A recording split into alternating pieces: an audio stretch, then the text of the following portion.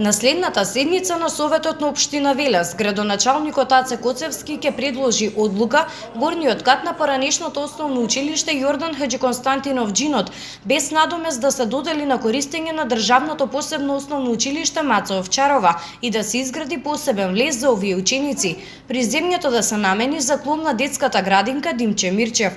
Ваквата одлука е донесена по разговорот на градоначалникот со министерката за образование и наука Мила Царовска и министерката за труд и социјална политика Јагота Шахпаска. Двете министерства би се обврзале да обезбедат средства за реконструкција целосна на објектот, за отварање на нов влез за потребите на училиштето Маца Овчарова и лифт за да може дечињата полесно да ја совладаат висината.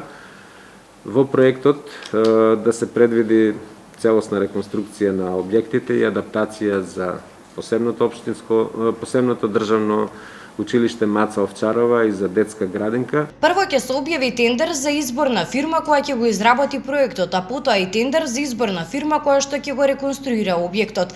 Од градинката Димче Мирчев за Здравкен вела дека ова ќе значи зголемување на капацитетот на опфатот на деца, бидејќи сегашните капацитети се целосно исполнети и околу 100 деца чекаат да бидат запишани во градинка. Се повеќе родители имаат потреба од згрижување на нивните деца, а капацитетите на градинките се веќе преполни.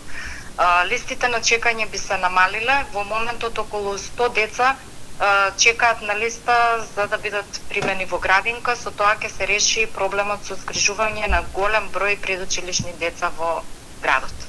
Директорката на посебното училиште Маца Овчарова изјави дека моментално таму се запишани 46 ученика, од кои околу 90% од нив ја следат наставата со физичко присуство. Посебното основно училиште Маца Овчарова е регионално училиште, значи згрижува деца од Повардарскиот регион, што значи општина Велес, Кавадарци, Неготино, Демир Капија, Валандово, имаме ученици од Свети Николе и така натаму.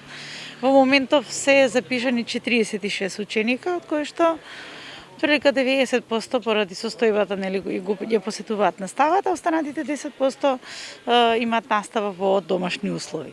Градоначалникот Аце Коцевски исто така додаде дека досега со стариот закон за просторно и урбанистичко планирање неусогласени биле образованието и згрижувањето на децата во детски градинки, но сега со новиот закон тоа не било спорно и затоа ќе може овој објект да биде даден на користење на основното училиште, но и градинката.